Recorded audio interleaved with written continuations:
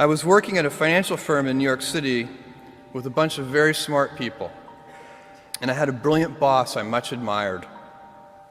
I went to my boss and told him I was going to start a company selling books on the internet.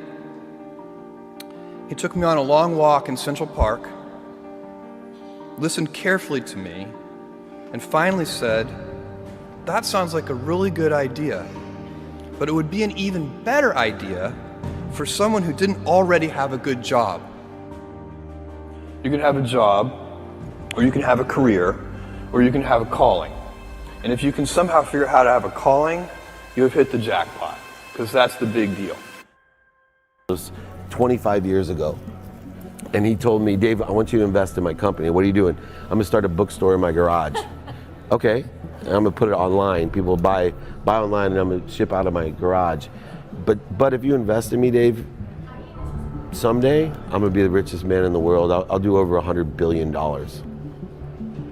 First of all, there is no such thing as $100 billion 25 years ago. Statistically, there's no such thing.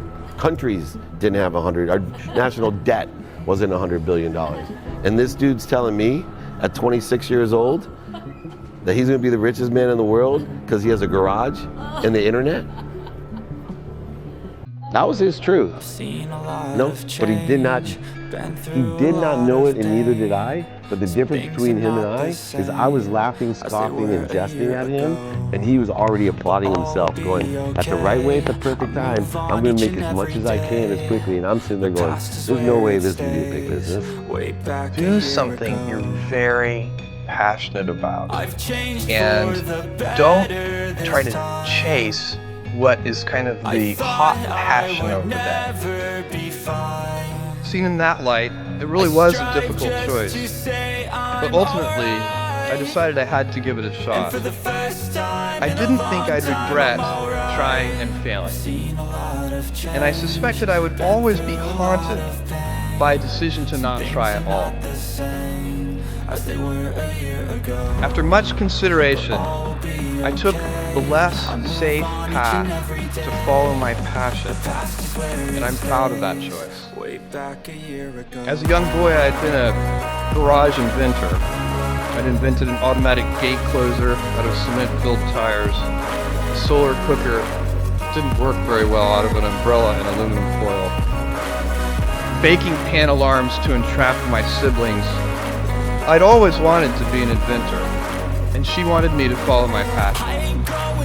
There's a military phrase that I especially love, and it says, "Slow is smooth, and smooth is fast." And I have seen that in every endeavor I've ever been in.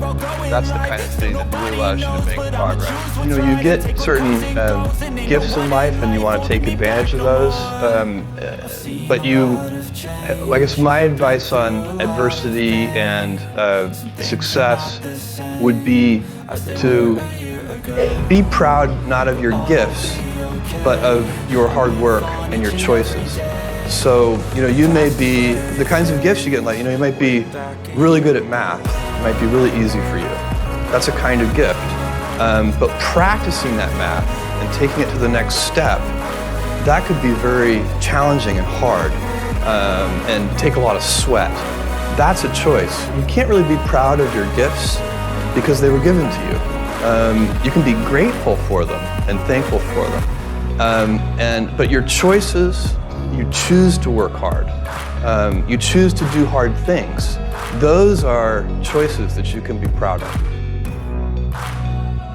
You can choose. We all get to choose our life stories, and it's the choices that define us, not our gifts. Everybody in this room has many gifts. I have many gifts.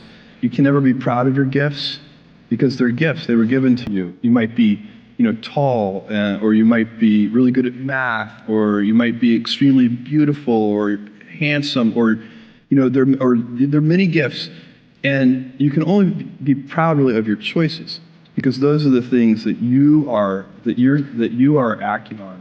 And one of the most important choices that each of us has, and you know this just as well as I do, is you can choose a life of ease and comfort, or you can choose a life of service and adventure.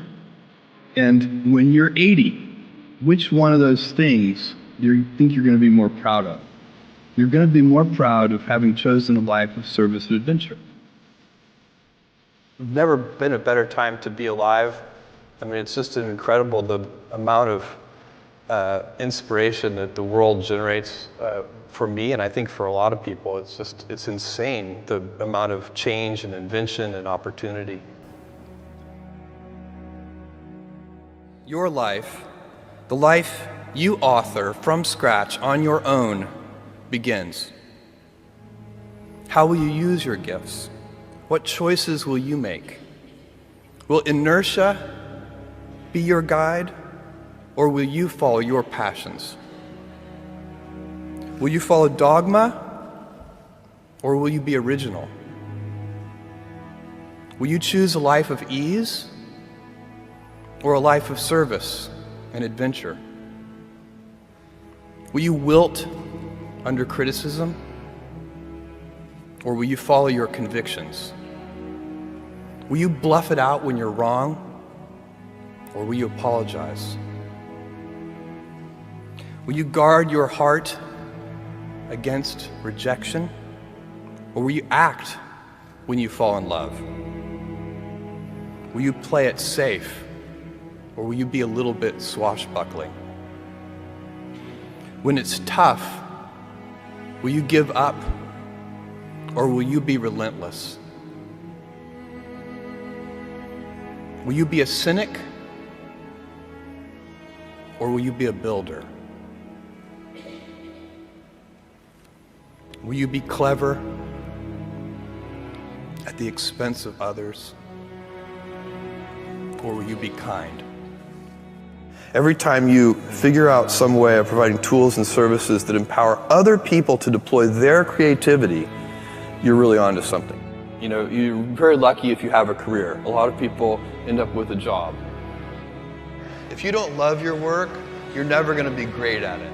Jules Verne, Mark Twain, Galileo, Newton, all the curious from the ages would have wanted to be alive, most of all, right now. As a civilization, we will have so many gifts, just as you as individuals have so many individual gifts as you sit before me. How will you use these gifts? And will you take pride in your gifts or pride in your choices?